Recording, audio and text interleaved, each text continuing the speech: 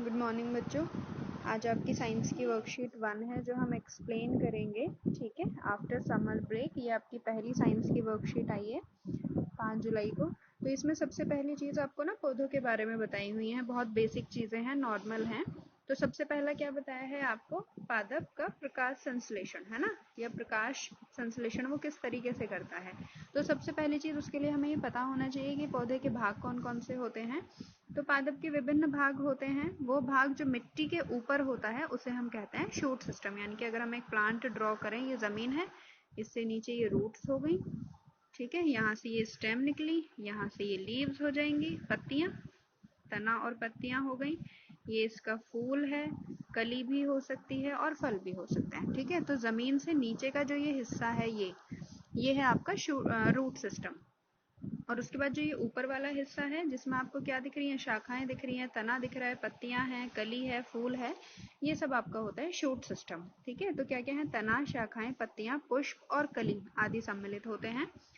पौधे का वो भाग जो मिट्टी की सतह के नीचे होता है उसे हम कहते हैं रूट सिस्टम, यानी कि जड़ तंत्र। और इसमें क्या करती है, जड़ मूल होती हैं और मूल रोम, यानी कि जड़, और जड़ से जो ऐसे छोटे छोटे छोटे बाल से निकले रहते हैं उन्हें क्या कहते हैं, मूल रोम, ये सम्मिलित होते हैं। पत्तियां सामान्यतः क्लोरोफिल, हरा वर्णक की उपस्थिति के कारण हरे रंग की होती है। यानी कि अगर आपसे क्वेश्चन ये पूछा जाए कि पत्तियों का रंग हरा क्यों होता है, तो आप क्या बताओगे, क्योंकि उनमें क्लोरोफिल प्रेजेंट होता है। दूसरा, पादप प्रकाश संश्लेषण द्वारा अपने भोजन का निर्माण कर सकते हैं, इसलिए वे स्वपोषी कहलाते हैं। यानी कि क्वेश्चन आ जाता है कि स्वपोषी क्या होते हैं या फिर स्वपोषी कौन होते हैं। तो पौधे होते हैं, और क्यों होते हैं अगर ये पूछा जाए, क्योंकि ये अपना भोजन खुद बना लेते हैं। खुद कैसे बनाते हैं, सूर्य के प्रकाश की उपस्थिति में। और हेल्प कौन करता है इसके लिए, क्लोरोफिल, क्योंकि क्लोरोफिल क्या करता है, जो सूर्य का प्रकाश है उसको अवशोषित कर लेता है। जड़ों से जो भी आपका पानी है ये सब क्या देती हैं, जड़ें दे देती हैं अवशोषित करके। और सूरज के प्रकाश को कौन कर लेती है अवशोषित, क्लोरोफिल अवशोषित कर लेता है पत्तियों में, और फिर क्या किया जाता है, खाना इनका खुद निर्माण कर लिया जाता है भोजन का। जंतु अपने भोजन के लिए पादपों पर निर्भर करते हैं। यानी कि जो जितने भी जंतु हैं या हम भी हैं, हम क्या करते हैं, खुद से अपना खाना नहीं बना सकते। अगर हमें सब्जी भी बनानी है तो सब्जी में जो जो चीज़ें डलेंगी हमें कहीं ना कहीं से वो चीज़ें लेनी पड़ेंगी, किसी ना किसी पौधे से वो चीज़ें आई होंगी। इसलिए हम क्या हैं, विषम पोषी, यानी कि जो अपना खाना खुद नहीं बना सकते, दूसरे पर निर्भर करते हैं, उसे हम कहते हैं विषम पोषी। तो अब थोड़ा सा डिटेल में हम प्रकाश संश्लेषण देख लेते हैं।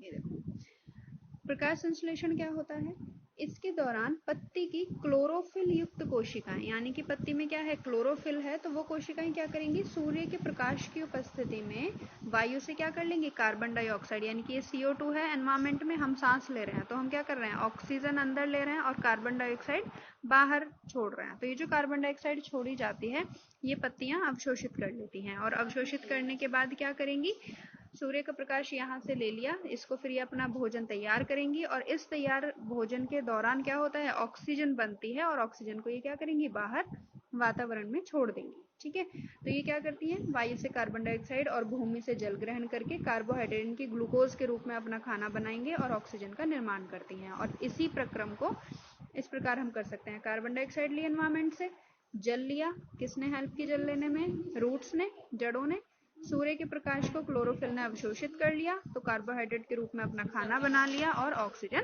बाहर निकाल दी। अब क्या होता है, अब ऐसे तो होगा नहीं, चीजें अंदर बाहर अपने आप हो जाएंगी। दरअसल होता ये है कि ये जो पत्तियां होती हैं इनमें छोटे छोटे इस तरह से छेद होते हैं। ठीक है, तो इन छेद के क्यों क्या कहते हैं हम, स्टोमेटा या रंध्र कहते हैं।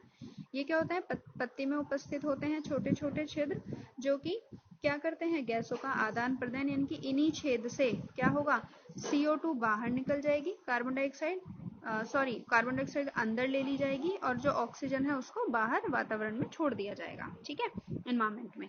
पत्तियों द्वारा जल का वाष्पोत्सर्जन, यानी कि जड़ों से जो पानी आया है, तो जब ये पानी ऊपर पौधे में घूमता है, ठीक है, तो जैसे ही सूरज का प्रकाश होगा और जब ये रंध्र खुलेंगे तो यहाँ से कुछ पानी बाहर निकल जाएगा वाष्प के रूप में। इसीलिए आपने देखा होगा गर्मी में अगर आप पेड़ के नीचे बैठो तो क्या होता है, ठंडक का एहसास होता है ना। तो ऑक्सीजन के साथ साथ कुछ जल भी बाहर निकाल दिया जाता है, जिसे हम कहते हैं वाष्पोत्सर्जन की क्रिया। उसके बाद हमने विषमपोषी देखा था ऊपर, है ना, क्योंकि जंतु क्या करते हैं, भोजन के लिए पादपों पर निर्भर रहते हैं, इसलिए वो विषमपोषी हैं।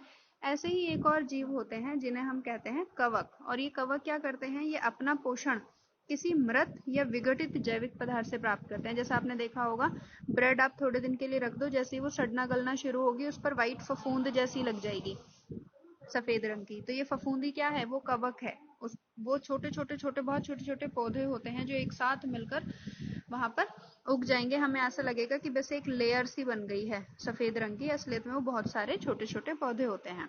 ठीक है, पौधे तो हम एग्जैक्ट नहीं कह सकते उन्हें क्योंकि क्लोरोफिल नहीं होता।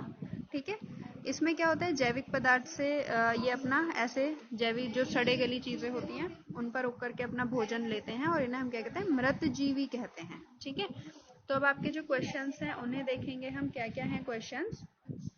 सबसे पहला है, पादपों की पत्तियां हरे रंग की क्यों होती हैं, तो हरे रंग के भी हमने ऊपर पढ़ा था, क्योंकि इनके अंदर क्या होता है, क्लोरोफिल प्रेजेंट होता है।